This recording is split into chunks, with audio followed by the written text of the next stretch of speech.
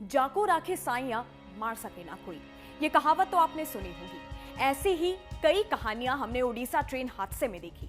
वो कहते हैं ना कि जिसका समय पूरा हो जाता है उसके लिए एक छोटा सा एक्सीडेंट भी काल बन जाता है, लेकिन जिसका समय इसी धरती पर अभी पूरा नहीं होता वो मौत को छूकर भी वापस आ जाता है।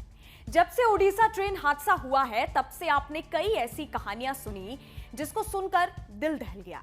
वहीं कई कहानियां ऐसी भी थी जिनको सुनकर या देखकर आंखों पर भरोसा नहीं हुआ कि इतने भयानक हादसे के बाद भी कोई कैसे बच सकता है।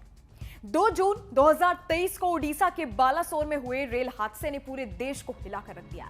इस हादसे में 278 लोगों से ज्यादा लोग मारे गए और कई लोग लापता हैं। कई लोगों का इलाज अस्पताल में चल रहा है। 3 ट्रेनों के बीच हुए इस हादसे ने कई परिवारों को उजाड़ दिया।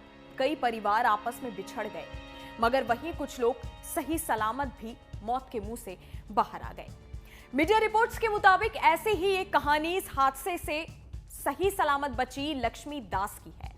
आइए जानते हैं कि आखिर ऐसा क्या हुआ है लक्ष्मी दास के साथ। दरअसल ये कहानी है लक्ष्मी दास की, जो लड्डू गोपाल पर बहुत विश्वास करती हैं और हमेशा अपने साथ उन्हें लेकर चलती हैं। मीडिया रिपोर्ट्स के मुताबिक उन्होंने बताया है कि कैसे वो इस भयानक हादसे से बची हैं।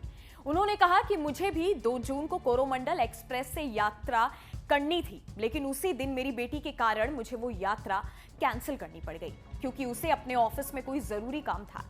इस वजह से वो नहीं गई और उसी दिन वो भयानक हादसा हो गया। मैं भगवान का शुक्रिया अदा करती हूं कि मुझे मेरे लड्डू गोपाल ने बचाया है, जिन्हें मैं हमेशा अपने साथ लेकर चलती हूं। मैं अपने भगवान लड्डू गोपाल को धन्यवाद देना चाहती हूं। आपको बता दें कि ओडिशा के बालासोर जिले में यह हादसा 3 ट्रेनें जिनमें हावड़ा एक्सप्रेस, कोरोमंडल एक्सप्रेस और मालगाड़ी की आपस में भिड़ंत से हुआ, जिसमें 278 से ज्यादा लोगों की मौत हो गई और 1100 के आसपास लोग घायल हो गए। इस हादसे में कोरोमंडल एक्सप्रेस की 15 बोगियां पटरी से उतरी थी, जिसमें 7 बोगियां पूरी तरह से पलट गई थी।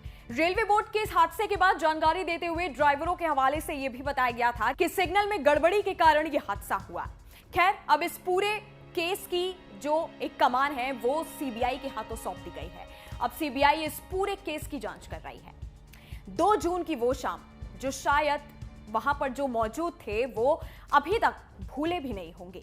वहीं जो लोग घायल हैं, जिनका इलाज चल रहा है, और जो लोग ठीक होकर घर वापस जा चुके हैं, वो मानसिक रूप से अभी भी प्रभावित हैं। मीडिया रिपोर्ट्स के मुताबिक राष्ट्रीय आपदा मोचन बल यानी कि एनडीआरएफ के महानिदेशक अतुल करवाल ने बताया कि ट्रेन दुर्घटना स्थल पर बचाव अभियान में तैनात बल का एक कर्मी जब भी पानी देखता है तो वो उसे एक रक्त की तरह लगता है, जबकि दूसरे बचाव कर्मी को अब भूख भी नहीं लगती है। इस वीडियो में फिलहाल इतना ही। हमारे यूट्यूब चैनल न्यूज नेशन पर तमाम विषयों पर खबर उपलब्ध है और भी लेटेस्ट जानकारी के लिए आप हमारी वेबसाइट newsnation.tv.com पर विजिट कर सकते हैं। जाते जाते हमारी वीडियोस को लाइक करना और बेल आइकन को प्रेस करना मत भूलिएगा ताकि हर न्यूज अपडेट सबसे पहले आप तक पहुंचे।